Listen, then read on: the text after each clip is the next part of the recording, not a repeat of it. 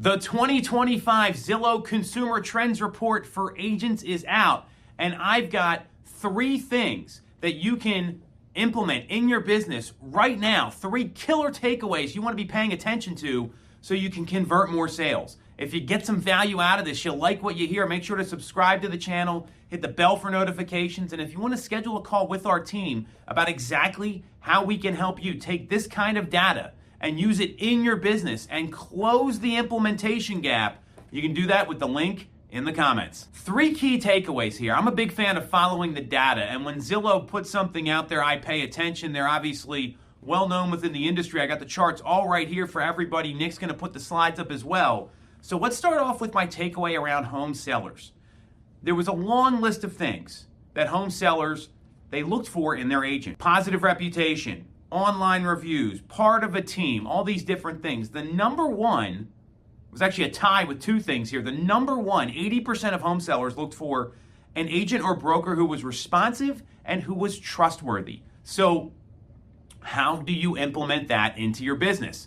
Number one is just call people back in a timely fashion. It's very simple to do. Let them know when they can expect to hear from you, because certainty will build trust, right? And trustworthy was the tie for number one at 80%. So you've got trustworthy and responsive. So just getting back to people, being in communication. This is such a problem with real estate agents. So just make sure you're more responsive. That's number one. And number 2, building trust. So how do you build trust?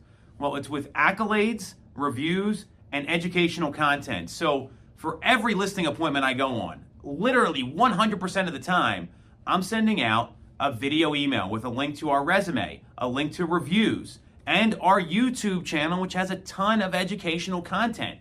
So when you're putting that kind of stuff out there, people are going to pay attention to you and see that this guy or gal is someone I can trust, right? So are you doing that before you meet with people? Because the sooner you meet with somebody, the sooner that you're going to be able to get in front of them. We're going to talk about that and first one to meet here in a second. I'd be looking at how am I building trust throughout the process and how am I making sure the communication's on point. Very simple. Follow that. That's 80% of sellers. That's 4 out of 5, right? That's a really good number. So that was my takeaway from the seller report. Now from the buyer report, it was a little different.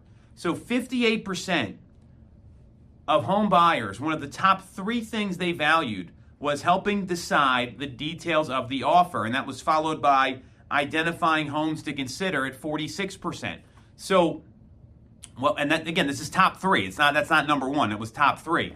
So are you clearly communicating all the different ways to win an offer? At our team, we've got a 10-point plan to win you an offer. All the different things we can do. And it's not all price and terms. There's different tactics we employ to win offers. And we are clearly communicating that point of difference at the appointment, letting people know that we're able to help you win a competitive situation because of X, Y, and Z, and there's 10 different points. Do you have something similar you're communicating? Because if you're not standing out from the crowd. And identifying homes to go view and tour and maybe consider to purchase, well, here's what I know. If you're relying on a drip and you're relying on an MLS feed to communicate everything, that's not what consumers actually want based on the report, right? So we're following the data here. The data doesn't lie. So when you go deeper into this report, you see that even if you already sent it to them in a drip, a quick email, hey, I'm not sure if this home's going to be for you, but, and then give them a property that maybe was already sent to them, it shows you're being proactive. That's what really counts. So think about how can you be proactive, how can you be in front of these people, and how can you differentiate yourself with strategies that'll win offers. And takeaway number 3 is when buyers and sellers, they interview agents, historically, they're hiring the first person they talk to, but the number's down a little bit, right? So home buyers, it was about 50%, 49 specifically, and it was broken down. 40% of first-time home buyers and 52% of repeat buyers, they worked with the first agent they contacted. For sellers, it was 59%. So it matters to get in front of these people. You want to set more appointments, right? The sooner you get in front of people, the better off you're going to be, as long as you know how to deliver the appointment. You know what to say. You're building that trust before you go out. All this stuff is intertwined here, right? So when you do that and you understand that the sooner I get in front of somebody, the better my chances are to get the business, you're in a great spot. Now, the other thing you want to think about here, these numbers used to be over 70%. So what's clear is agents are getting interviewed more and getting compared to other agents. I was just coming from an appointment now where they told me that's exactly what was going to happen. So all the more reason you want to have a great appointment where you're differentiating yourself, starting off by that pre-appointment email and talking about all the things you do differently, just like the buyer takeaways.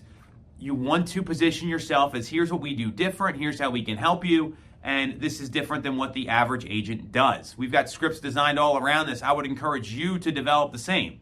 So those are the 3 takeaways that I have here. I've got a bonus one for my friends in the Northeast. And this one is really interesting, that they did this study where they showed what people want from all the different regions in the country. And in the Northeast, prospective buyers are more likely to hire an agent who's active on social media. So don't be a secret agent. Use some great content that you can put out there. Some of the BAM in a box social media posts. Are you putting video out there? Are you emailing people? Do you have a YouTube channel? Do you have a presence on Facebook? Whatever it is, get out there and put yourself out there so they know you're a real estate agent. I was a little surprised by this living in the Northeast, but I'm going to follow the data. Fortunately, we believe in social media, as you can see from what we're putting out here.